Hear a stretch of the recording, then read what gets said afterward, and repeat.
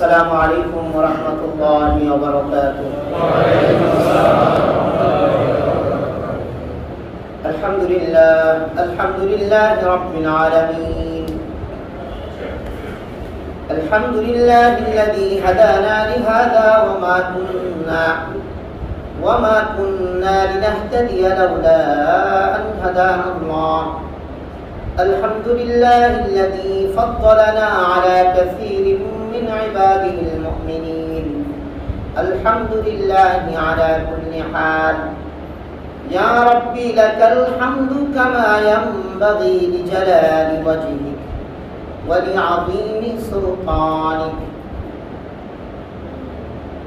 اللهم لك الحمد ولك الشكر لا أحصي ثناء عليك كما أثنيت على نفسك. ونعوذ بالله من شرور أنفسنا ومن سيئات أعمالنا. من يهده الله فلا مضل له ومن يضلله فلا هادي له. وأشهد أن لا إله إلا الله وحده لا شريك له. وأشهد أن محمدا عبده ورسوله أرسله بالحق بشيرا ونذيرا وداعيا إلى الله بإذنه وسراجا منيرا. أما بعد فقد قال الله سبحانه وتعالى في كلامه المجيد والفرقان الحميد. أعوذ بالله من الشيطان الرجيم. بسم الله الرحمن الرحيم. ولكل أمة جعلنا منسكا ليذكروا اسم الله على ما رزقهم من بهيمة الأنعام فإلهكم إله واحد فله أسلموا وبشر المخبتين. الذين إذا ذكر الله وجلت قلوبهم والصابرين على ما أصابهم والمقيم الصلاة وبشر المخبتين. والبدن جعلناها لكم من شعائر الله لكم فيها خير فاذكروا اسم الله عليها صواف. فإذا وجبت جنوبها فكلوا منها وأطعموا القانع والمعتر كذلك سخرناها لكم لعلكم تشكرون. لن ينال الله لحومها ولا دماؤها ولكن يناله التقوى منكم. كذلك سخرها لكم لتكبروا الله على ما هداكم وبشر المحسنين. وقال سبحانه وتعالى في موضع آخر: واتل عليهم نبأ ابني آدم بالحق إذ قربا قربانا فتقبل من أحدهما ولم يتقبل من الآخر قال لأقتلنك قال إنما يتقبل الله من المتقين. لئن بسطت إلي يدك لتقتلني ما أنا بباسط يدي إليك لأقتلك إني أخاف الله رب العالمين. آمنت بالله صدق الله مولانا العظيم وصدق رسوله النبي الكريم ونحن على ذلك لمن الشاهدين والشاكرين والحمد لله رب العالمين. اللهم صل على محمد وعلى آل محمد كما صليت على إبراهيم وعلى آل إبراهيم إنك حميد مجيد. اللهم بارك على محمد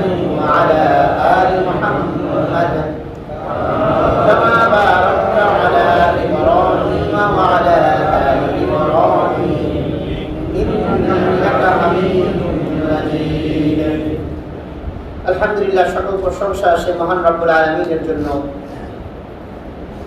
যিনি আমাদেরকে সৃষ্টির মধ্যে শ্রেষ্ঠ মানব হিসাবে তথা শ্রেষ্ঠত্ব দিয়ে যে রব না চাইতেই তৈরি করেছেন, সেই মহান রবের আলিশান দরবারে কালিমাতুশ শুকর আদায় করি। আলহামদুলিল্লাহ। মুহতারাম হাজিরিন, আরবি 4টি মাসকে মুহররমুল হারাম বলা হয় তথা মহাসম্মানিত মাস। এই 4টি মাসে যুদ্ধ বিগ্রহ হারাম করেছেন রব্বুল আলামিন। রজব মাস, জিলকদ মাস, জিলহজ মাস এবং মুহররম মাস। জিলকদ, জিলহজ এবং মুহররম, এই 3টি একত্রে এখন কি মাস চলছে আরবি ভাই? জিলকদ মাস চলছে। যুলকআদা বা যুলকআদ, আজকে জিলকদ মাসের 27তম দিবস চলছে। তাহলে জিলকদ, জিলহজ এবং মুহররম এই 3টি সম্মানিত মাস এবং রজব মাস, এই মোট 4টি মাস হচ্ছে মহাসম্মানিত মাস। রব্বুল আলামিন,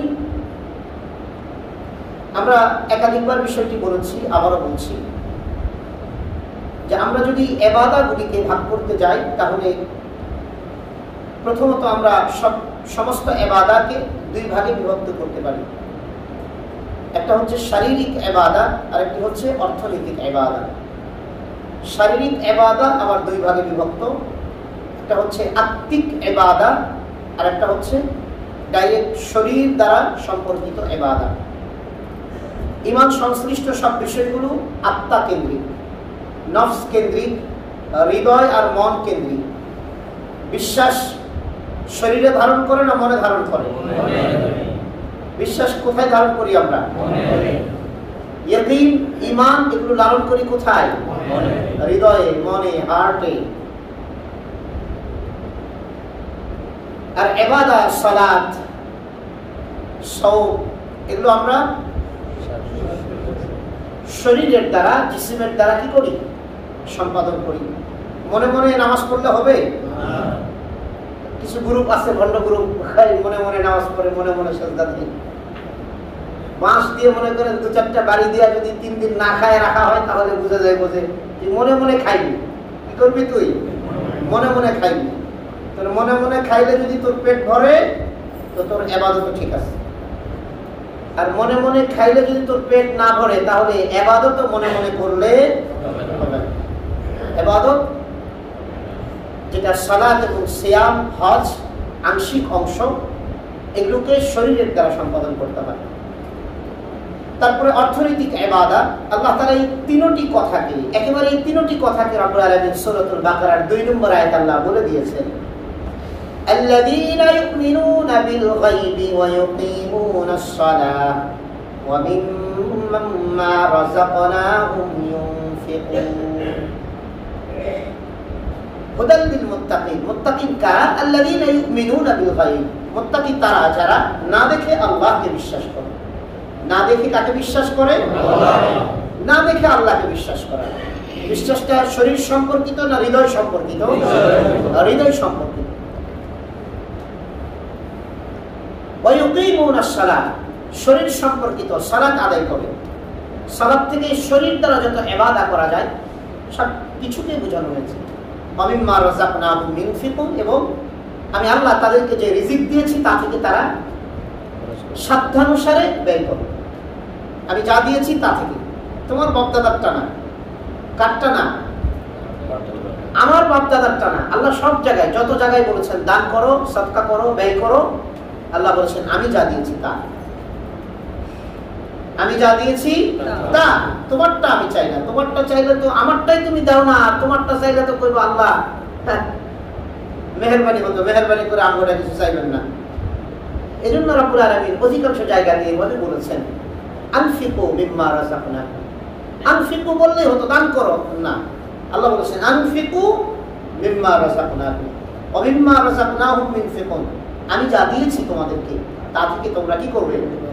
তা থেকে তোমরা ব্যয় করবে। আল্লাহ তাআলা এটা স্মরণ ইন্ডিকেট করে দিয়েছেন যে তোমার যত ইনকাম এগুলো তোমার নয়, আমি আল্লাহ আমার পক্ষ থেকে দেওয়া। কার পক্ষ থেকে দেওয়া? আমি আল্লাহ আমার পক্ষ থেকে দেওয়া। মুহতারাম হাজিরিন, তাহলে অর্থনৈতিক ইবাদতগুলি আল্লাহ তাআলা আমাদেরকে কোন কোন মৌসুমে শারীরিক ইবাদতের জন্য রব্বুল আলামিন আমাদেরকে মৌসুম দিয়ে দেন, আবার কখনো কখনো অর্থনৈতিক ইবাদতের মৌসুম দিয়ে দেন, আবার রব্বুল আলামিন কখনো আমাদেরকে শারীরিক এবং অর্থনৈতিক উভয় প্রকারের ইবাদত একত্রে করার মৌসুম দিয়ে দেন। তো জিলহজ মাস হচ্ছে শারীরিক এবং অর্থনৈতিক উভয় ইবাদত একত্রে করার মৌসুম সময়। জিলহজ মাসে আছে আমাদের ইসলামের 5টি রোকনের মধ্যে 5টি রোকন কি কি ভাই জানা আছে আমাদের? কি বলেন তো? নাম্বার 1 সবাই বলি, নাম্বার 1 কালিমা, নাম্বার 2 সবাই জানি না আমরা নামাজ, জোরে বলি নামাজ, নাম্বার 3 রোজা, নাম্বার 4 নাম্বার 5 মাশাআল্লাহ আপনারা সবাই জানেন, আলহামদুলিল্লাহ বলি সবাই। এই হচ্ছে ইসলামের এই মূল রুকুন হচ্ছে 5টি। এই মূল ইসলামের খুঁটি স্তম্ভ হচ্ছে কালিমা লা ইলাহা ইল্লাল্লাহ, এটা মাঝখানে, আর চারপাশে 4টি নামাজ, রোজা, হজ, যাকাত। এই জন্য কেউ কালিমাকে ঠিক রেখে বাকি 4টার যদি একটু কমতিও হবে আল্লাহ আশা করি মাফ করে জান্নাত দিয়ে দিবে। আর যদি কারো কালিমাও ঠিক থাকে বাকিগুলোও ঠিক থাকে তাহলে তো সে জান্নাতের উঁচু মাকামে চলে যাবে ইনশাআল্লাহ। দুনিয়াতে কি সবাই একভাবে চলতে পারে? দুনিয়াতে সবাই কিন্তু একভাবে একরকম চলে না, সবার ইনকাম যেমন একরকম না। এই তোমরা এতক্ষণ পরে এসে তোমরা কেন এভাবে সামনে আসতেছো? বাচ্চাদেরকে নিয়ে আসবেন, আগে আসলে বাচ্চাদেরকে নিয়ে আসবেন। বসো বসো বাবা বসো, সামনে থেকে পিছনে আসা মানুষকে ডিঙে ডিঙে এভাবে সামনে আসতে নেই। কথা বুঝতে পেরেছো? তুমি তো বড় হয়ে গেছো, সামনে থেকে এভাবে আসবে না। জুমার দিন মানুষকে এভাবে সরে সরে আসলে গুনাহ হয়।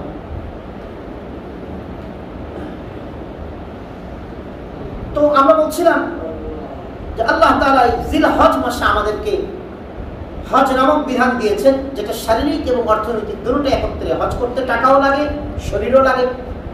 ঠিক অনুরূপ ভাবে রব্বুল আলামিন আমাদেরকে আরেকটি বিধান দিয়েছেন, যে বিধানটি ফরজে আইন নয়, তবে কেউ যদি ইচ্ছাকৃত ছেড়ে দেয় তাহলে তার মারাত্মক গুনাহ হবে, গুনাহে কবিরা।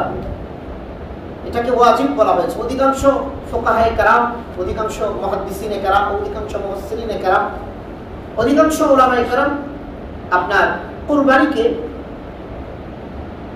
ওয়াজিব বলেছেন। মুহতারাম হাজিরিন, আল্লাহ তাআলা আমাদের জন্য কুরবানিকে জিলহজ মাসে ওয়াজিব করেছেন। রব্বুল আলামিন কুরবানির ব্যাপারে কোরআনুল কারীমের মধ্যে আলোচনা করেছেন, এবং আল্লাহ তাআলা আলোচনা করতে গিয়ে সূরাতুল হজ্জের মধ্যেই কুরবানির বিষয়গুলো বেশি আলোচনা হয়েছে। যেমন সূরাতুল হজ্জের মধ্যে আলোচনা হয়েছে কুরবানির বিষয়গুলো, সূরাতুল হজ্জের 28 নম্বর আয়াতে আলোচনা হয়েছে। সূরাতুল হজ্জের 34 নম্বর আয়াতে আল্লাহ তাআলা আলোচনা করেছেন। সূরাতুল হজ্জের 36-37 নম্বর আয়াতে রব্বুল আলামিন কুরবানির বিষয়ে আলোচনা করেছেন। ইত্যাদি আরো আয়াতে কারিমার মধ্যে রব্বুল আলামিন কুরবানির বিষয়ে আলোচনা করেছেন। রব্বুল আলামিন সূরাতুল হজ্জের 34 নম্বর আয়াতে আলোচনা করতে গিয়ে রব্বুল আলামিন বলছেন, ওয়ালিকুল্লি উম্মাতিন জাআলনা মানসাকান লিয়াযকুরু ইসমাল্লাহি আলা মা রাযাকাহুম মিন বাহিমাতিল আনআম ফাইলাহুকুম ইলাহুন ওয়াহিদুন ফালাহু আসলিমু ওয়া বাশশিরিল মুখবিতিন। আল্লাহ তাআলা বান্দা রব্বুল আলামিন পরিষ্কার করে বলে দিলেন সূরাতুল হজ্জের 34 নম্বর আয়াত, 17 নম্বর পারার 15 নম্বর পৃষ্ঠায় রব্বুল আলামিন বলেন, ওয়ালিকুল্লি উম্মাতিন জাআলনা মানসাকা, আমি আল্লাহ প্রত্যেক জাতির জন্য কুরবানিকে আমি আল্লাহ নির্ধারণ করে দিয়েছি। আমি আল্লাহ প্রতিটি জাতির জন্য কুরবানিকে তথা আমি আল্লাহ আমার রাস্তায় আমার জন্য পশুকে কুরবানি দেওয়াটাকে আমি আল্লাহ নির্ধারণ করে দিয়েছি। ইয়াযকুরুসমাল্লাহি আলা মা রাযাকাহুম মিন বাহিমাতিল আনআম, তোমাদেরকে রব্বুল আলামিন যে চতুষ্পদ জন্তু তোমাদেরকে দিয়েছেন, এই চতুষ্পদ জন্তু বান্দা যখন জবাই করবে, এই চতুষ্পদ জন্তুকে যখন কুরবানি করবে বান্দা, তখন তোমরা দুনিয়ার আর কারো নাম নয়, তখন বান্দা তোমরা আমি আল্লাহ আমার নাম স্মরণ করবে। ইয়াযকুরুসমাল্লাহি আলা মা রাযাকাহুম মিন বাহিমাতিল আনআম, অবান্দাই কুরবানির পশুর কাছে যখন তুমি যাবে তখন কার নাম স্মরণ করবে? না আমাদের নামের লিস্ট, আমাদের নামের লিস্ট নাকি কার নাম? নামের লিস্ট করবেন? দরকার আছে কোনো? কোনো দরকার নেই, নামের কোনো লিস্ট দরকার নেই। ওই লিস্ট পড়তে গিয়ে ইমাম সাহেব ভুল করে ফেললে আর আপনি ভাই আপনি আমার নামটা বলেন না, আরে ভাই নামের লিস্টের কি দরকার আছে? আপনারা যখন একটা কুরবানিতে একটা গরুতে বা বড় যে পশুগুলো আছে, গরু, উট, মহিষ ইত্যাদি, এগুলোতে 7 জনের পক্ষ থেকে দেওয়া যায়, 7 জনের নামে নয়, 7 জনের পক্ষ থেকে। কুরবানি তো দিব আমরা কতজনের নামে? একজনের নামে। কতজনের নামে? একজনের নামে।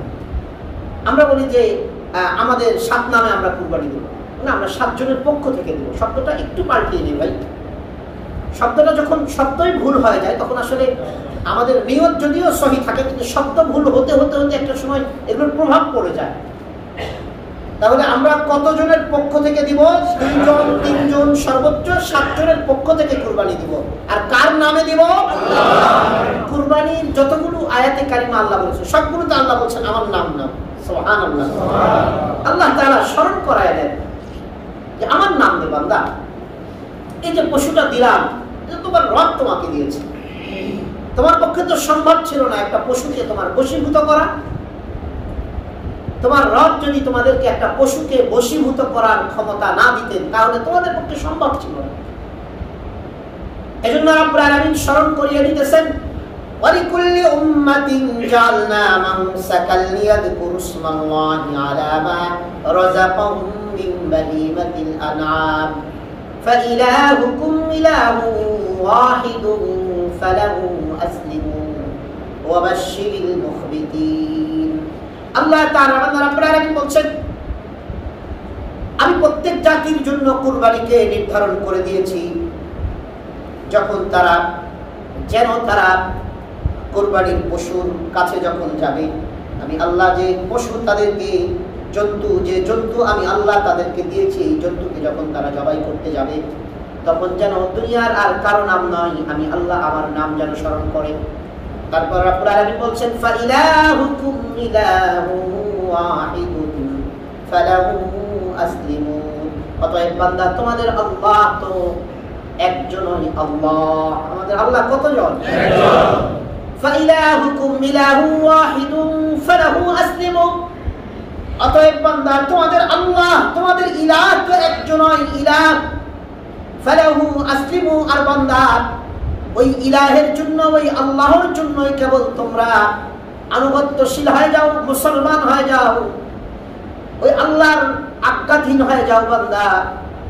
তারপরে রব্বুল আলামিন বলছেন, ওয়াবাশশিরিল মুখবিতিন, নবী আপনি মুখবিতিনদেরকে, যারা বিনয়ী নবী আপনি তাদেরকে সুসংবাদ দিয়ে দিন। আল্লাহ তাআলা বান্দা বিনয়ীদেরকে রব্বুল আলামিন সুসংবাদ দিতে বলেছেন। কিসের সুসংবাদ? জান্নাতের। কিসের সুসংবাদ? আল্লাহ তাআলা বান্দা রব্বুল আলামিন বিনয়ের পরিচয় দিতেছেন। বিনয়ী কাদেরকে বলে? রব্বুল আলামিন বলছেন, যারা ইসলামকে মানবে তারাই বিনয়ী। আল্লাহ তাআলা পরের আয়াতে সূরাতুল হজ্জের 35 নম্বর আয়াতে রব্বুল আলামিন বলছেন, বিনয়ী কাদেরকে বলে? বান্দা যাদের আমি আল্লাহ জান্নাতের সুসংবাদ দিলাম তারাই হচ্ছে বিনয়ী। আর বিনয়ী কাদেরকে বলে? এই গুণগুলি যাদের ভিতরে থাকবে তারাই বিনয়ী। তোমার ভিতরে বান্দা আমার ভিতরে আছে কিনা? বাসাতে বসেই আমরা যেমন ডায়াবেটিস পরীক্ষা করি, আমি বিনয়ী কিনা তথা আমি জান্নাতের উপযোগী কিনা, এই বিষয়টা দুনিয়ার আর কোনো কোথাও গিয়ে পরীক্ষা করার দরকার নেই।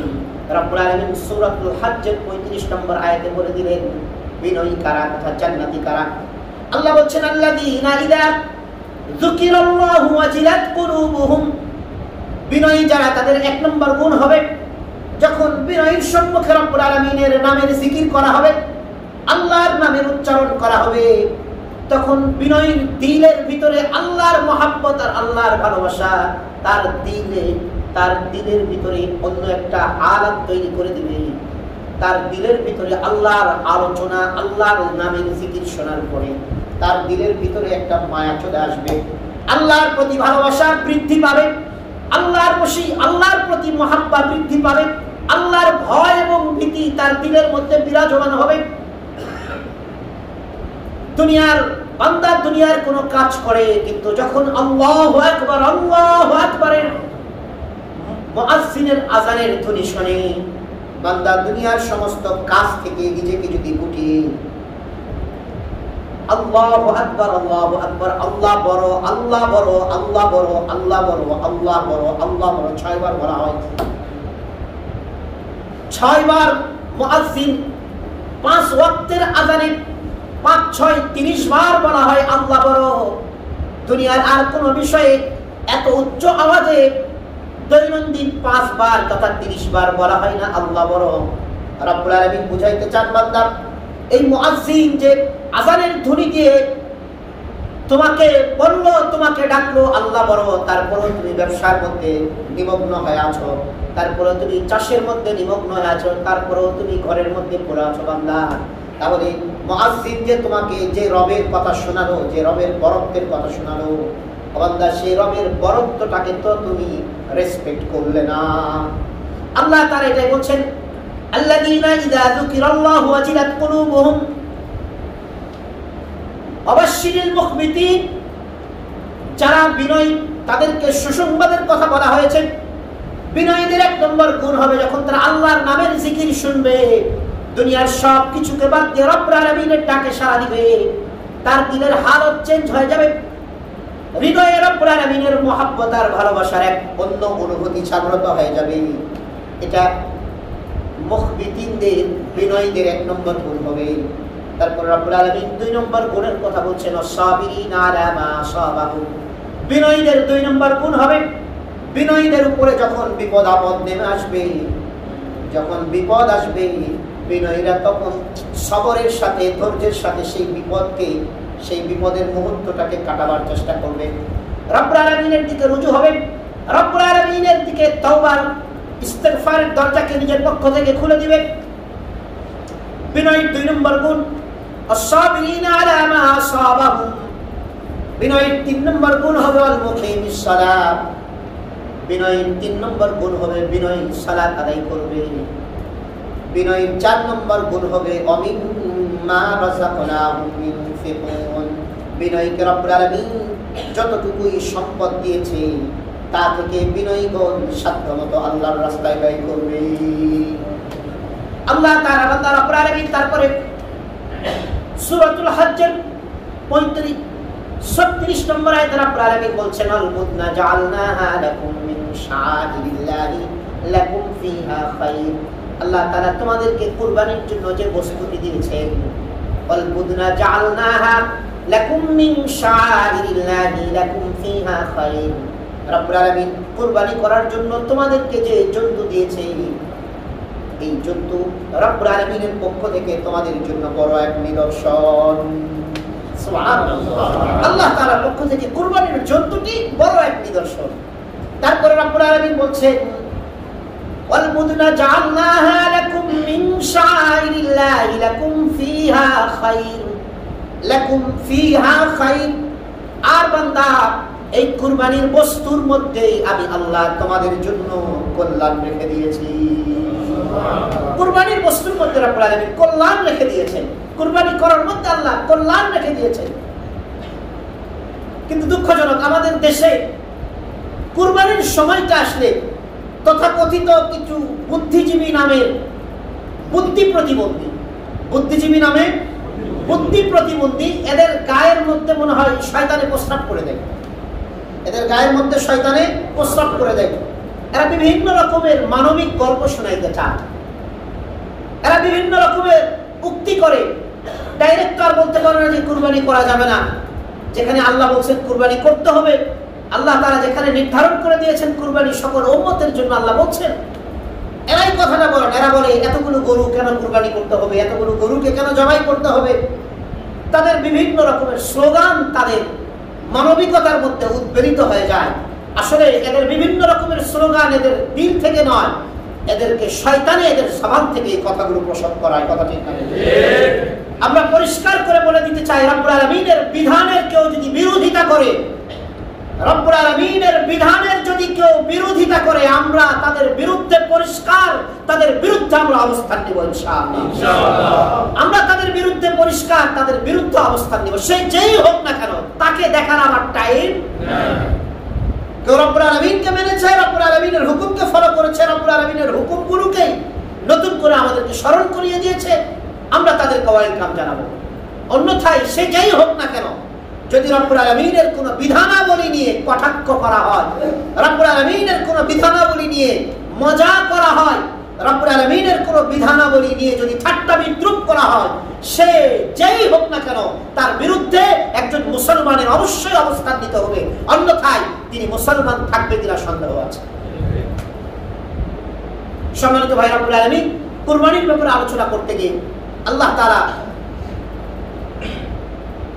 মানব ইতিহাসের প্রথম যে কুরবানি দেওয়া হয়েছে সেই কুরবানির ব্যাপারে রব্বুল আলামিন আলোচনা করেছেন। সূরাতুল মাঈদার ২৭ নম্বর আয়াত থেকে নিয়ে সূরাতুল মাঈদার ৩১ নম্বর আয়াত পর্যন্ত ৬ নম্বর পারা ১১ নম্বর পৃষ্ঠা রব্বুল আলামিন আলোচনা করেছেন। তথা আমাদের আদি পিতা হযরত আদম নবীনা আলাইহিস সালাতু ওয়াত তাসলিমের দুই সন্তান, যাদের নাম হাবিল এবং কাবিল, এই দুই সন্তানের ব্যাপারে রব্বুল আলামিন আলোচনা করেছেন সূরাতুল মাঈদার ২৭ নম্বর আয়াত থেকে ৩১ নম্বর আয়াত পর্যন্ত। আল্লাহ তাআলা সেখানে আমাদেরকে জানাচ্ছেন কুরবানি, মানব ইতিহাসের প্রথম কুরবানিটা কিভাবে করা হয়েছিল এবং সেই কুরবানিটা কাদের কবুল হয়েছে, কাদেরটা কবুল হয়নি, আল্লাহ তাআলা সে ব্যাপারে আলোচনা করছেন। আল্লাহ তাআলা রব্বুল আলামিন সূরাতুল মাঈদার ২৭ নম্বর আয়াত থেকে নিয়ে ৩০ নম্বর আয়াত পর্যন্ত রব্বুল আলামিন কুরবানির ব্যাপারে আলোচনা করছেন। ওয়াতলু আলাইহিম নাবা বনি আদম বিল হক ইয ক্বাররাবা কুরবানান ফাতুকবিলা মিন আহাদিহিমা ওয়া লাম ইতাকাব্বাল মিনাল আখার ক্বালা লাআকতুলান্নাক ক্বালা ইন্নামা ইয়াতাকাব্বালুল্লাহু মিনাল মুত্তাকিন। আল্লাহ তাআলা বান্দা এখানে রব্বুল আলামিন কুরবানা, পরিষ্কার কুরবানির কথা বলে দিয়েছেন। কুরবানির শব্দটি নিয়ে একটু আলোচনা করি। কুরবানির শব্দটি মূলত ফার্সি, উর্দু, বাংলা আমরা যে কুরবানি শব্দটি ব্যবহার করি, এই কুরবানি শব্দটি মূলত আরবি কুরবান শব্দ থেকে এসেছে।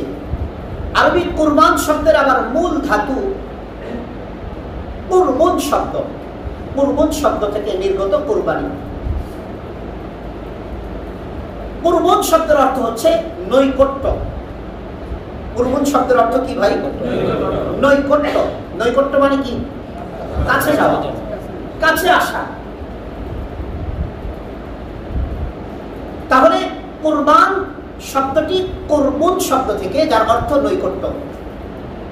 আবিধানিকভাবে এজন্য বলা হয়েছে, যদি আল্লাহ তাআলার কোনো বান্দা আল্লাহ তাআলার কোনো বিধানকে আল্লাহর নৈকট্য সন্তুষ্টির জন্য, নৈকট্য প্রাপ্তির জন্য রব্বুল আলামিনের কোনো বিধানকে মানে, সেই বিধানকেই কুরবানি বলা যাবে। সেই বিধানকে কি বলা যাবে?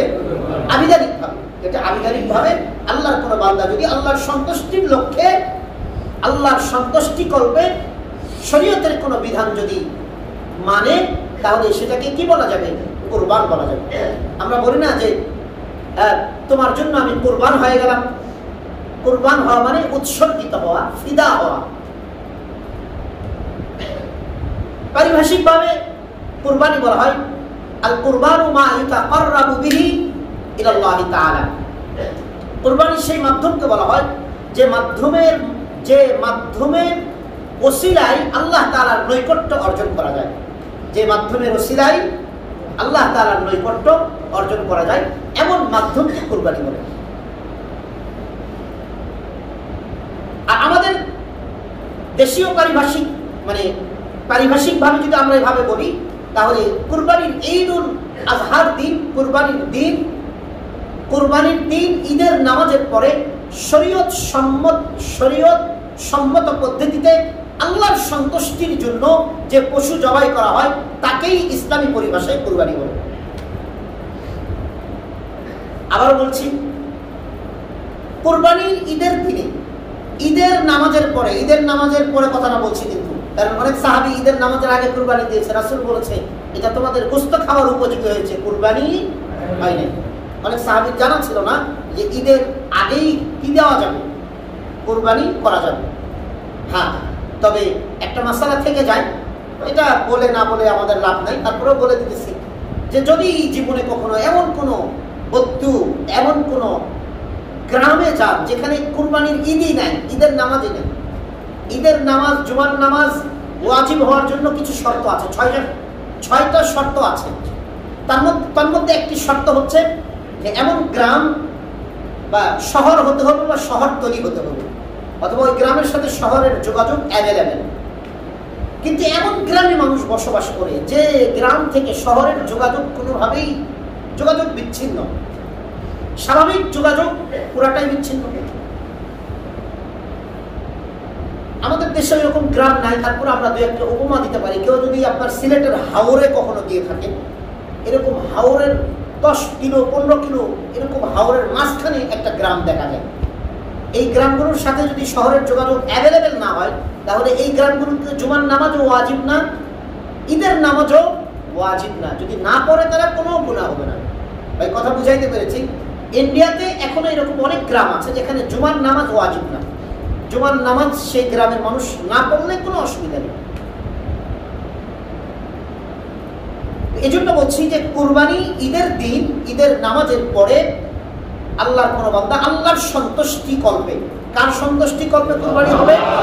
বারবার এই কথাটা বলছি কারণ কুরবানির যতগুলো আয়াত আছে সবগুলোতে আল্লাহর সন্তুষ্টি, আল্লাহর নামের জিকিরের কথা এসেছে।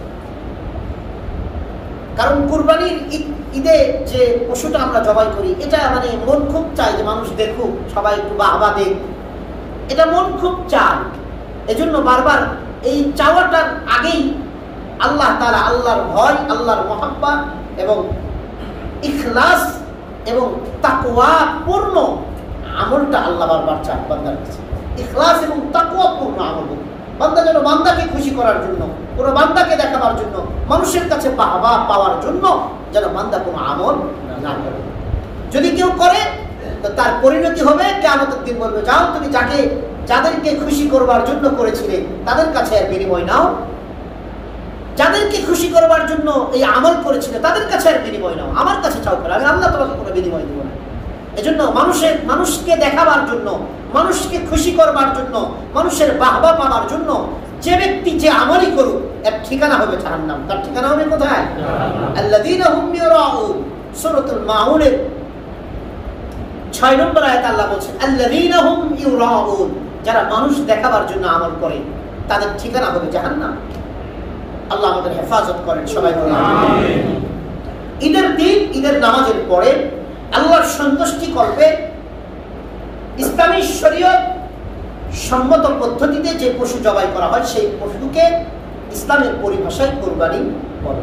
আশা করি কুরবানি শব্দটি আপনারা আবিধানিক এবং পারিভাষিক অর্থটি বুঝতে পেরেছেন।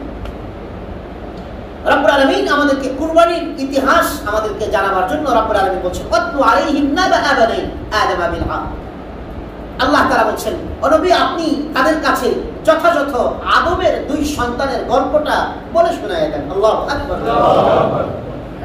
আল্লাহ তাআলা রব্বুল আলামিন বলেন ওয়াতলু আলাইহিম নাবা বানি আদম বিল হক إذ قربا قربانا فتقبل من أحدهما ولم يتقبل من الآخر قال لأقتلنك قال إنما يتقبل الله من المتقين।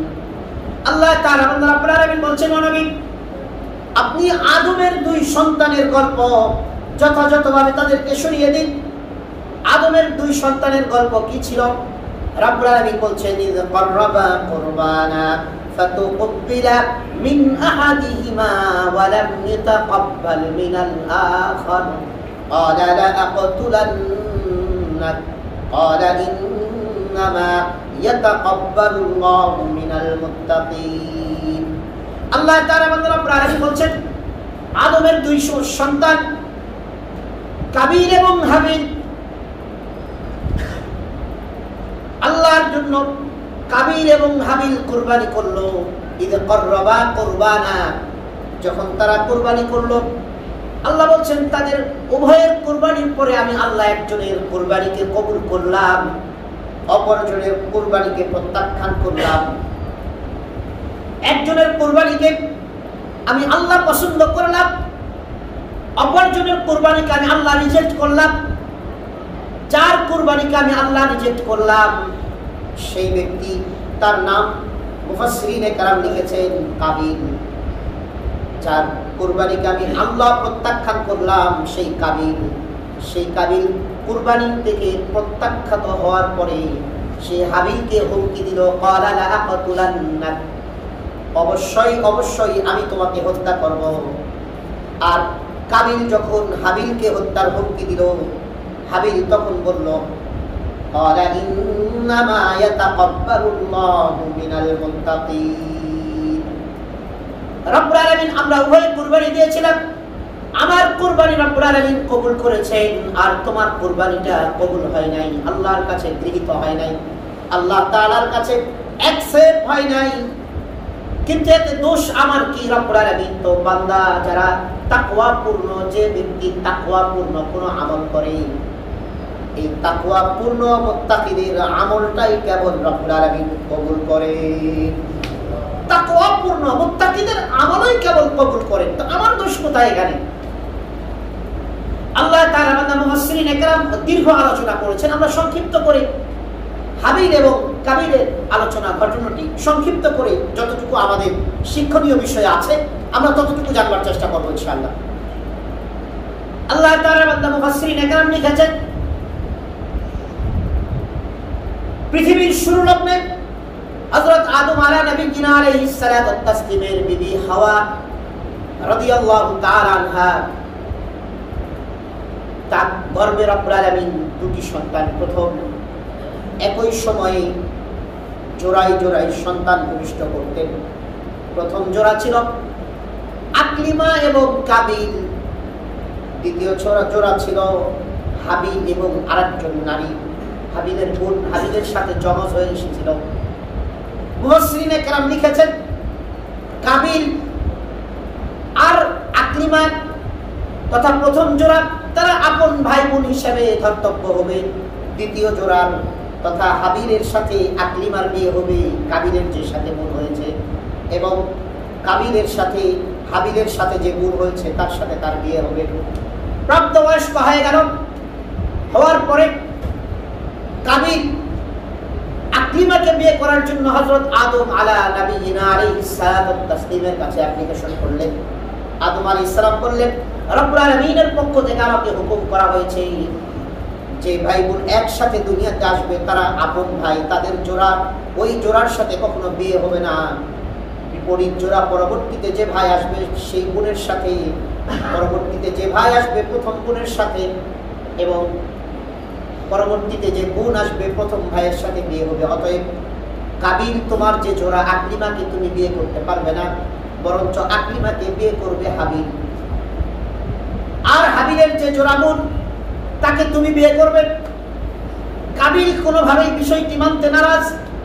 আদম নবিয়্যিনা আলাইহিস সালাতু ওয়াত তাসলিম বারবার বুঝালেন, বুঝাবার পরে কাবিল যখন বিষয়টি মানল না, কাবিল আদম আলাইহিস সালামকে দোষারোপ শুরু করে দিলেন, আপনি আপনার মন থেকে একটা বিষয় বানিয়ে নিয়েছেন, এটা আমি মানি না, যেহেতু আকলিমা আমার জোড়া আমার সাথে এসেছে আমি আকলিমাকে বিয়ে করব।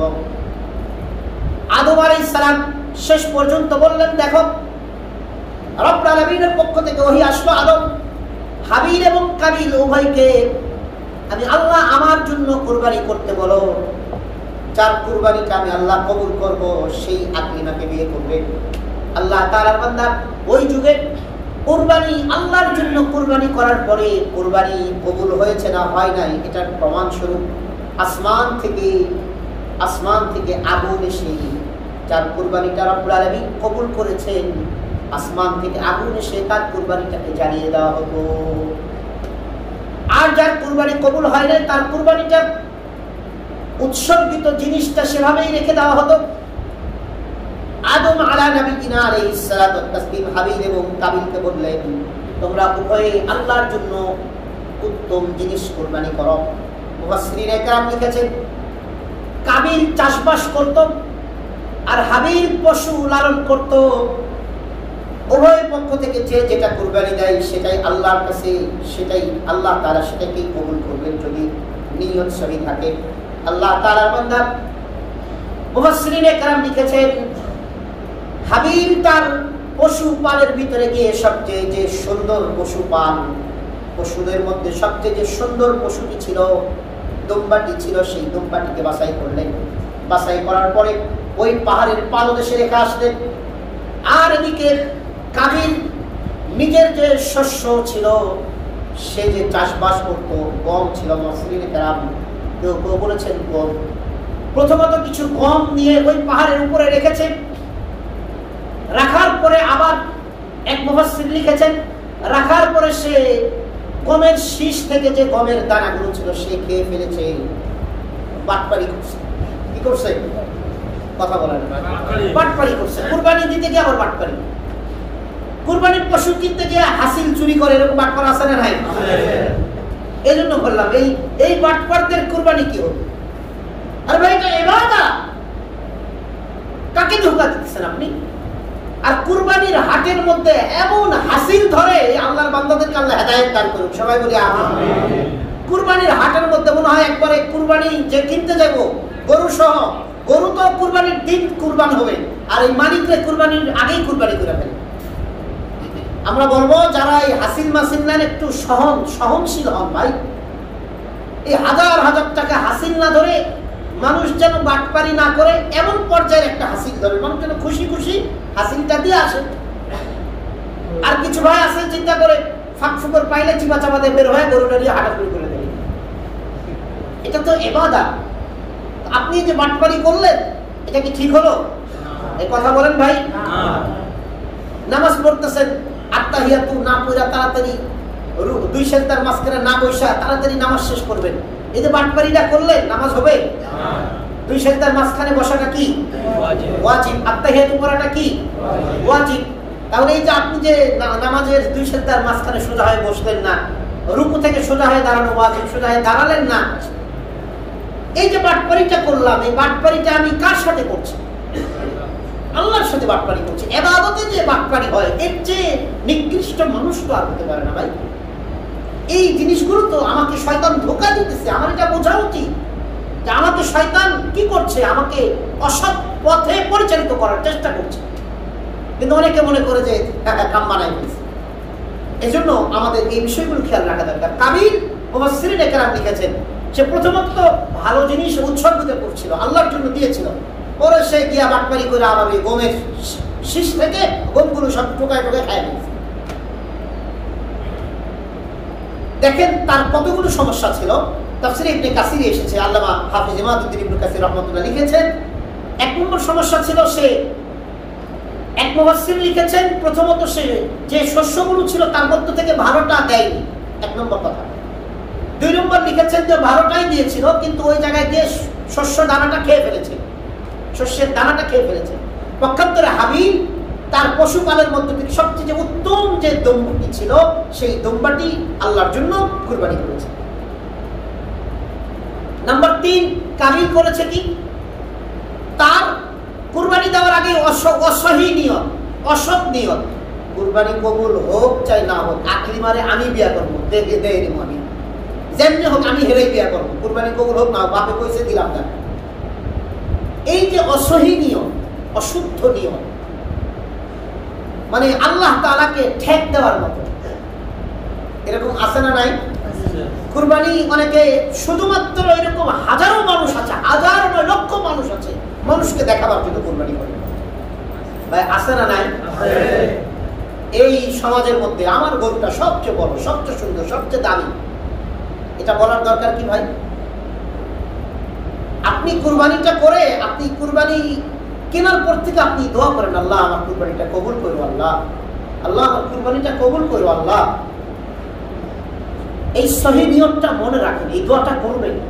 ইব্রাহিম আলাইহিস সালাম আল্লাহর কাছে দোয়া করেছেন, সঙ্গে সঙ্গে বলছেন রব্বানা তাকাব্বাল মিন্না, বলেন না, পারেন না, ইন্নাকা আনতাস সামিউল আলিম, রব্বানা তাকাব্বাল মিন্না, আয় রব আমার পক্ষ থেকে আমার এই আমলটাকে কবুল করো। সম্মানিত ভাই, আমাদের তো আল্লাহ আমল যেটা করি, আবু দারদা রাদিয়াল্লাহু তাআলা বলেন, ভাই যদি সারা জীবনের সব আমলের একটা আমলের ব্যাপারেও যদি জানতাম যে আমার এই আমলটা আল্লাহ কবুল করছে, তাহলে আমার যে খুশি আর পৃথিবীতে কেউ হতো না। কেননা যে আমল কবুল করা হয় সেই আমলের বিনিময়ে আল্লাহ জান্নাত দিয়ে দেন। রিজেক্ট আমল নিয়ে তো জান্নাতে যাওয়া যাবে না। রিজেক্ট আমলের বিনিময়ে জান্নাত দিবেন না রব, কবুলকৃত আমলের বিনিময়ে আল্লাহ জান্নাত দিবেন। আর জান্নাতের পজিশন মর্যাদা বাড়ানো হবে কবুলকৃত আমলের বিনিময়ে।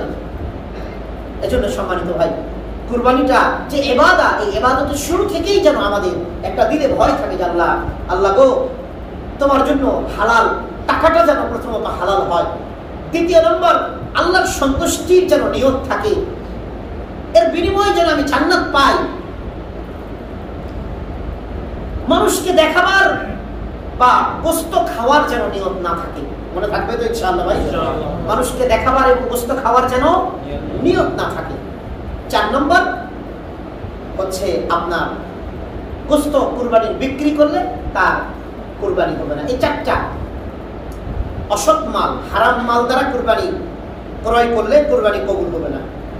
মানুষকে দেখাবার নিয়ত করলে, মানুষের কাছে বাহবা পাওয়ার নিয়ত করলে কুরবানি কবুল হবে না। 3 নম্বর গোস্ত খাওয়ার নিয়ত করলে কুরবানি কবুল হবে না। 4 নম্বর কুরবানির পশুর কোনো অংশ, গোস্ত সহ কোনো অংশকে বিক্রি করলে কুরবানি কবুল হবে না। শুধু চামড়ার ব্যাপারে এসেছে, যদি কেউ চামড়া বিক্রি করে সমুদয় টাকাটা, ওই টাকাটাই গরিবকে সদকা করে দিতে হবে। ভাই কথা বুঝাইতে পেরেছি? এই 4টা কথা আজকে বললাম, আগামী জুমা ইনশাআল্লাহ বলবো, ঈদের দিনও বলবো, যেন আমাদের নিয়ত যেন সহি হয়ে যায়। আমাদের যেন হারাম মাল দ্বারা, হারাম কোনো মালের দ্বারা কোনো ইবাদত আল্লাহ কবুল করবেন না।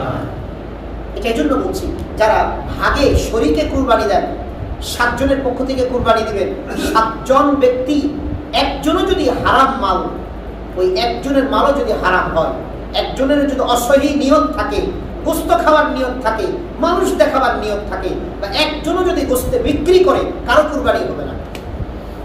এজন্য যারা শরীকে কুরবানি দিবেন তারা একটু ভেবে চিন্তে শরীক নির্বাচন করবেন। ভাই কথা বুঝাইতে পেরেছি? এত কষ্ট করে ভাই যারা কুরবানি দেন সারা বছর, যারা কুরবানি দেন তারাই সারা বছর কম বেশি গোস্ত ক্রয় করে খেতে পারে। ভাই ঠিক না?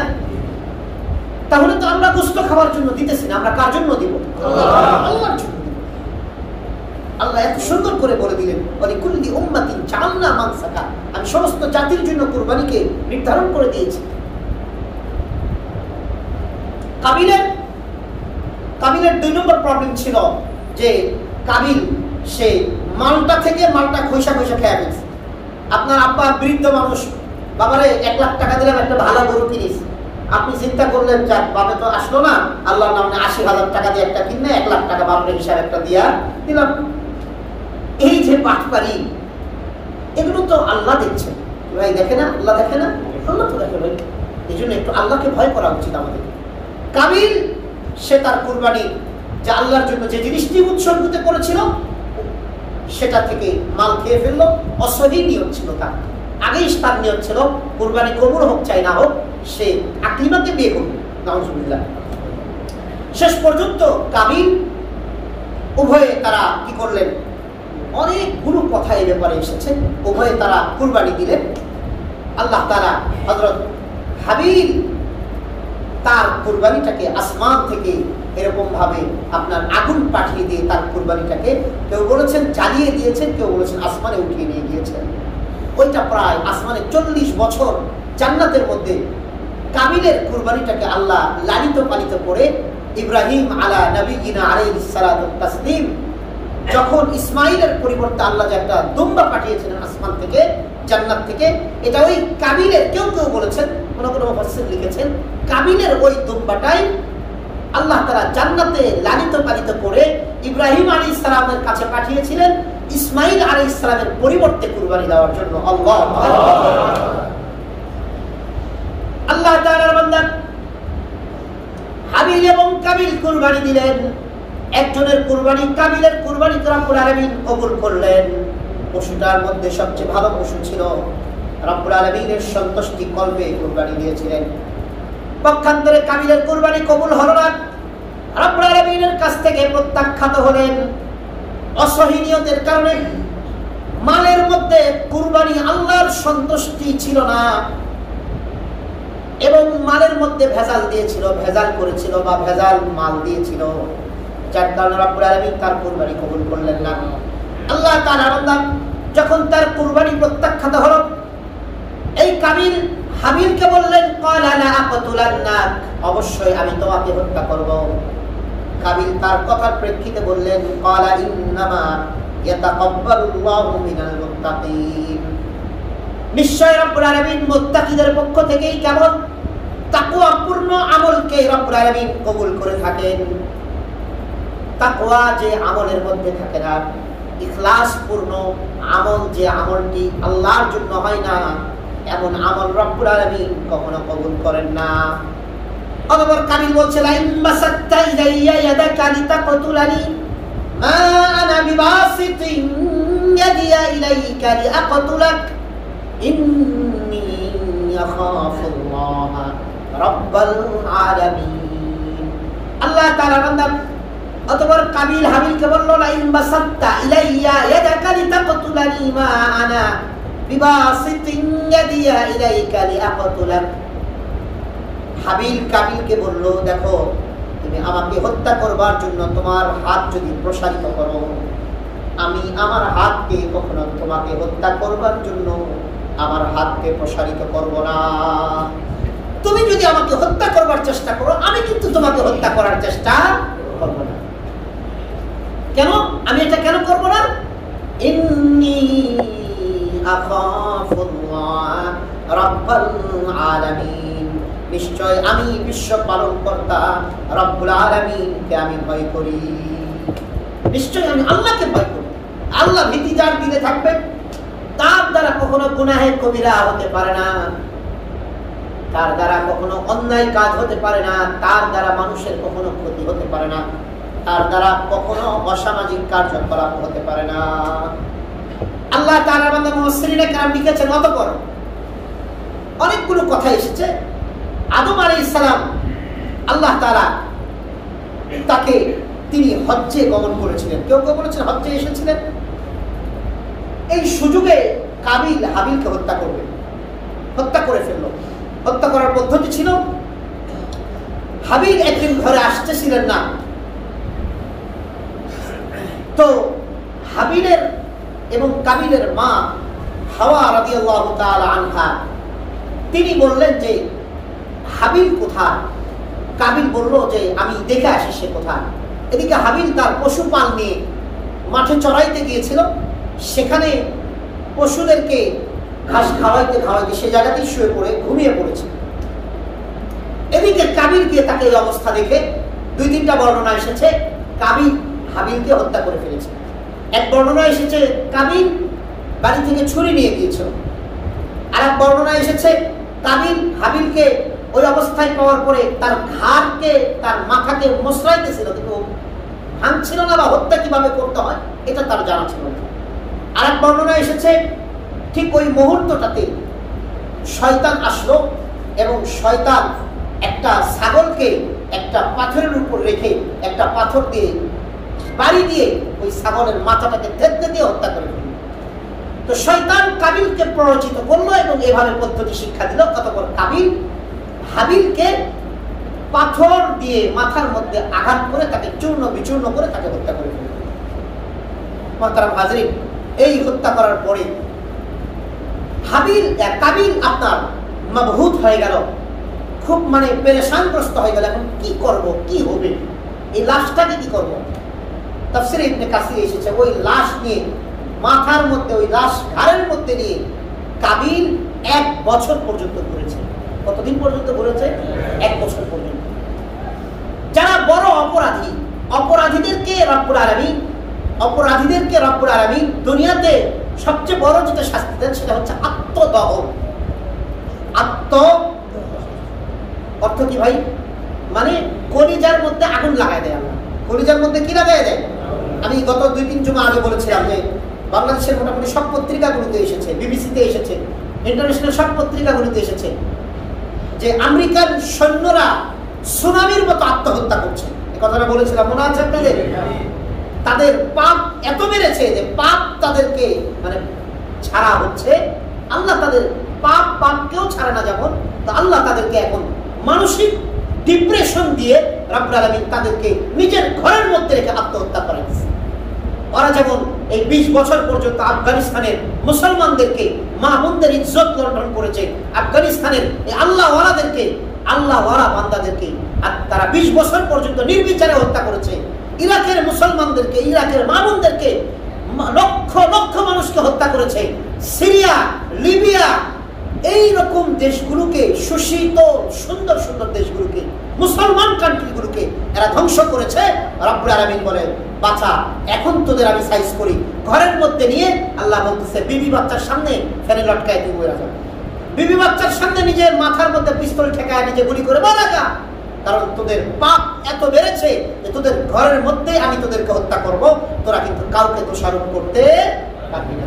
কারণ অন্যায় ভাবে মিথ্যা দোষারোপ করে টুইন টাওয়ার ভাঙ্গার মামলা দিয়ে মিথ্যা দোষারোপ করে একটা ইসলামী রাষ্ট্র, পুরা পৃথিবীর মধ্যে একটা মডেল রাষ্ট্র ছিল আফগানিস্তান, সেই ইসলামী রাষ্ট্রটাকে টুকরা টুকরা করে দিয়েছে। রব্বুল আলামিন তাদেরকে এমনিতেই ছেড়ে দিবেন? এমনিতেই ছেড়ে দিবেন না। আল্লাহ তাআলার বিচার বড় ভয়ঙ্কর হয়। আমরা 20 বছর তাদের উত্থান দেখেছি, আগামী 20 বছর আবার আমেরিকার এবং তথাকথিত বিশ্বের যারা মোরাল, যারা জালেম, এদের পতন দেখবেন ইনশাআল্লাহ। আগামীতে দেখবেন তাদের পতন শুরু হয়েছে। আল্লাহ বলে, ঘরের মধ্যে রাইখা করোনা দিয়ে মারবো, ঘরের মধ্যে রাইখা তোদেরকে ছত্রাক দিয়ে মারবো, ঘরের মধ্যে রাইখা ফাঙ্গাস দিয়ে মারবো, ঘরের মধ্যে রাইখা আত্মহত্যা করে মারবো। তোদের ঘরের মধ্যেই তোদের জন্য সবচেয়ে পৃথিবীর মধ্যে বড় আযাবখানা, কয়েদখানা হয়ে যাবে। কথা ঠিক না? সম্মানিত ভাই, যারা পাপ করবে বড় জালেম, এই জালেমদের শাস্তি আল্লাহ দুনিয়াতে দিবে দিবে দিবে, এতে কোনো সন্দেহ নেই। সেটা দেশীয় জালেম হোক, ইন্টারন্যাশনাল জালেম হোক, যেই জালেমই হোক, ইমানদার হোক, বেঈমান হোক, কাফের হোক, মুশরিক হোক, মুসলমান হোক, ইহুদি নাসারা যাই হোক, জালেমদের শাস্তি আল্লাহ দিবেন দিবেন দিবেন, এতে কোনো সন্দেহ নাই। শুধু ওয়েট এন্ড সি। অপেক্ষা করো, দেখতে থাকো। অপেক্ষা করো, কথা বলেন, অপেক্ষা করো, দেখতে থাকো। আমাদের সময়, আশা করি আমরা যারা মাজলুম, আমরা মুসলমান যারা নিরীহ, আমাদের সময় চলে এসেছে দেখার, বিজয়ের সময় আমাদের চলে এসেছে ইনশাআল্লাহ। সম্মানিত ভাই, এই জালেম কাবিল হাবিলকে হত্যা করে 1 বছর পর্যন্ত লাশ নিয়ে ঘুরছে। শয়তান তো তাকে হত্যা করতে শিখাইছে, লাশ দাফন করা শিখাইনি। লম্বা ঘটনা, আমরা সংক্ষিপ্ত করে মূল আলোচনাটুকু শুধু বলে দিলাম। তারপরে আল্লাহ বলছেন, ফাবাআসাল্লাহু গুরাবান ইয়াবহাসু ফিল আরদি লিউরিয়াহু কাইফা ইওয়ারি সাওআতা আখি। অতঃপর 1 বছর ঘোরার পরে কাবিল দেখলো যে একটা কাক আর একটা কাক, 2 কাক মারামারি লাগছে, মারামারি লেগে একটা আরেকটাকে হত্যা করে ফেলছে। হত্যা করার পরে আল্লাহ বলছেন, ফাবাআসাল্লাহু গুরাবা, কাকের আলোচনা করেছেন রব্বুল আলামিন সূরাতুল মাইদার 31 নম্বর আয়াতে আল্লাহ বলছেন যে অতঃপর এক কাক আরেকজনকে হত্যা করে মাটি খুঁড়ে সেই জায়গায় দাফন করে দিয়েছে। কাবিল তখন বলছে, হায় আফসোস যে আমি একটা কাকের সমান বুদ্ধি নিয়েও চলি না। হত্যা করার পরে একজন মানুষকে কি করতে হয় এটা তার জানা ছিল না, যেহেতু পৃথিবীর ইতিহাসে প্রথম মৃত্যু, বাস তাকে দাফন করে দিছে। এদিকে আদম আলাইহিস সালাম চলে আসছেন, তারপরে বিশাল বড় জেরা হয়েছে। আমাদের এগুলো জানা না জানলেও চলবে। পরে ওই বেয়াদব কাবিল আকলিমাকে নিয়েই দুনিয়াতে, মানে সে সেখান থেকে বেরিয়ে সেখান থেকে সে দূরবর্তী কোথাও চলে গিয়েছে। সম্মানিত ভাই, আল্লাহ তাআলা আমাদেরকে এই ঘটনাটা দিয়ে আমাদেরকে যে মূল শিক্ষা দিলেন সেটা হচ্ছে যে আল্লাহ তাআলা মুত্তাকি এবং খোদাভীরুদের সাথেই কে আছেন? কথা বলেন, মুত্তাকি এবং খোদাভীরুদের সাথে কারা আছে? কে আছে? রব্বুল আলামিন আছেন।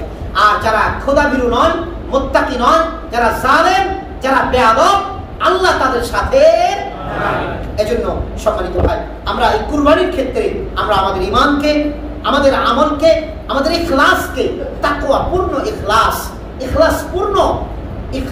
পূর্ণ নিয়া নিয়ে যেন আমরা কুরবানিটা সম্পাদন করতে পারি। ইনশাআল্লাহ আগামী জুমাতে আমাদের কুরবানির পশুর অবস্থা কি হবে, সার্বিকভাবে আগামী জুমাতে এই বিষয়গুলো নিয়ে আলোচনা করা যাবে ইনশাআল্লাহ। আজকে এই পর্যন্তই। তবে যেহেতু আমাদের জিলকদ মাসের শেষ পর্যায়ে আমরা কয়েকটি আমলের কথা বলে দিই, সংক্ষিপ্ত কথা। আল্লাহ তাআলা জিলহজ মাসে প্রথম 10 দিন, এই 10 দিন 10 দিবস এবং রাত্রের ব্যাপারে রব্বুল আলামিন সূরাতুল ফজরের মধ্যে কসম খেয়েছেন, আল ফজর ওয়া লায়ালিন আশর। আমরা জিলহজ মাসের আমলের কথা বলছি। জিলহজ মাসের প্রথম 10 দিনের ব্যাপারে রাসূল আরবি সাল্লাল্লাহু আলাইহি ওয়াসাল্লাম বলেছেন, এই 10 দিন এবং 10 রাত্রের মতো দামি দিন এবং রাত্র আল্লাহর কাছে আর কোনো নেই। সম্মানিত ভাই, এজন্য আমরা জিলহজ মাস আগামী সোমবার বা মঙ্গলবার থেকে শুরু হবে। জিলহজ মাস আগামী কথা বলেন সোমবার বা মঙ্গলবার থেকে শুরু হবে। আজকে যেহেতু 27 তারিখ চলে যাচ্ছে, শনিবার 28 তারিখ, রবিবার 29 তারিখ। রবিবার দিবাগত রাত শুরু হলে হয়তো 1 তারিখ হবে, না হলে 30 তারিখ হবে। তো আমরা প্রথমত এই সোমবার যদি 1 তারিখ হয়ে যায়, তো আমরা ইনশাআল্লাহ রাসূল আরবি সাল্লাল্লাহু আলাইহি ওয়াসাল্লাম নিয়মিত লাগাতার এই রোজাগুলো জিলহজ মাসের প্রথম 9 দিনের রোজা তিনি নিয়মিত রেখেছেন, সারা জীবনের জন্য তিনি রেখেছেন। আমরা রোজা করব। এই 10 দিনের আমল হচ্ছে বেশি বেশি রাসূল আরবি সাল্লাল্লাহু আলাইহি ওয়াসাল্লাম বলেছেন তাসবিহ, তাহলিল এবং আপনার হচ্ছে ইস্তিগফার এবং এরকম ভাবে তাকবীর আমরা বেশি বেশি করে দিব। তাসবিহ, তাহলিল এবং আমরা হচ্ছে কি বলে তাকবীর, তাহমিদ, এগুলো আমরা বেশি বেশি করে করব। এই 9-10 দিন আমরা জিকির আজকার করব। এই 9-10 দিন আল্লাহর কাছে আমরা খুব বেশি করে ক্ষমা চাবো। এই 9-10 দিনের দিবস এবং রাত্রকে আমরা এই 9-10 দিনে আমরা দিবস এবং রাত্রকে খুব বেশি কাজে লাগাবার চেষ্টা করব। 1 নম্বর আমল গেল, আমরা এই 10-9 দিন রোজা রাখবো, রোজা রাখার আমল। 2 নম্বর, আমরা খুব বেশি করে দিনে রাতে জিকির আজকার, কোরআন তিলাওয়াত খুব বেশি করে করব। এই 10 দিন যে আলাদা একটা গুরুত্ব বহন করে, এটা যেন আমাদের সকলের ভিতরে এই অনুভূতিটা যেন আসে। মনে থাকবে তো ইনশাআল্লাহ ভাই? আগামী সোমবার থেকে বা 1 তারিখ থেকে আর কি আমরা খেয়াল রাখবো, আমরা এই 10 দিন কেউ আমরা মানে যে যতটুকু বেশি পারি রোজা রাখবো এবং অযথা সময় নষ্ট না করে আমার ভিতরে যেন এই অনুভূতিটা আসে যে না, রব্বুল আলামিন এই 10 দিনের কথা আলোচনা করেছেন কোরআনে, কসম খেয়েছেন 10 রাত্রি, কসম খেয়েছেন সুবহে সাদিকের, ওয়াল ফজরের কসম খেয়েছেন, ওয়া লায়ালিন আশর 10 রাত্রির কসম খেয়েছেন। অধিকাংশ মুফাসসিরিন কেরাম বলেছেন এই 10 রাত্রি থেকে এই জিলহজ মাসের প্রথম 10 রাত্রি। সম্মানিত ভাই, এজন্য আমরা এই 10 দিনের খুব বেশি আমল বাড়িয়ে দিব ইনশাআল্লাহ। তারপরে আমাদের 2 নম্বর যে কাজটি হবে, রাসূলুল্লাহ সাল্লাল্লাহু আলাইহি সাল্লাম যারা কুরবানি দিবে তাদের ব্যাপারে হাদিসে বলেছেন যে যারা তোমরা কুরবানি দিবে, সুনানুন নাসাই, আবু দাউদের হাদিস, রাসূল আরবি সাল্লাল্লাহু আলাইহি ওয়াসাল্লাম বলেছেন যারা কুরবানি দিবে তোমরা জিলহজ মাসে চাঁদ ওঠার পর থেকে তোমাদের যে অবাঞ্ছিত যে শরীরের লোম এবং নখগুলো আছে এগুলো কাটবে না। তোমরা কুরবানি দেওয়ার পরে এগুলো কি করবে, তোমরা ঈদের দিন তোমাদের কুরবানি করার পরে তোমরা এগুলো থেকে পাক সাফ হয়ে যাবে। আর যারা কুরবানি দিবে না তাদের ব্যাপারে রাসূলুল্লাহ সাল্লাল্লাহু আলাইহি ওয়াসাল্লাম আলাদা আরেকটা হাদিসে বলেছেন যে তোমরা যারা কুরবানি দিবে না, দেওয়ার সামর্থ্য যাদের নেই, তোমরা এই অবাঞ্ছিত লোম জিলহজ মাসের চাঁদ দেখার পরে তোমাদের হাত পায়ের নখ, গোফ ইত্যাদি শরীরের অবাঞ্ছিত যে পশমগুলো আছে এগুলো না কেটে তোমরা ঈদের দিন যারা কুরবানি দিবে না, ঈদের নামাজের পরে তোমরা যদি এগুলো থেকে পরিষ্কার হও, তো এগুলো থেকে পরিষ্কার হওয়াটাই তোমাদের কুরবানি বলে ধর্তব্য হয়ে যাবে। কুরবানি দিলে যে নাকি ঈদের দিন ঈদের নামাজের পরে তোমরা যারা গরিব আছো তোমরা এগুলো পরিষ্কার করলেই তোমরা কুরবানি দেওয়ার নেকি পেয়ে যাবে। এজন্য আমরা আগামী রবিবারে সন্ধ্যার আগেই আমাদের যা যা পরিষ্কার করার দরকার আমরা পরিষ্কার করে নেব। কারণ আপনার 29 তারিখের পরে 30 তারিখটা হতে পারে 30 তারিখ না হলে 1 তারিখ সন্দেহজনক। এই জন্য আমরা সেই দিন রিস্কে যাব না। আমরা আগামী রবিবারের সন্ধ্যার আগেই আমরা কি করে ফেলবো, হাত পায়ের নখ যা কাটা সবকিছু কেটে আমরা পরিষ্কার হয়ে নেব। মনে থাকবে তো ভাই ইনশাআল্লাহ? আগামী জুমাতে ইয়াউমুল আরাফার ব্যাপারে আলোচনা করব এবং আগামী জুমাতে তাকবীর তাশরীকের ব্যাপারে আলোচনা করা যাবে ইনশাআল্লাহ। আজকে আজকে এ পর্যন্তই থাক।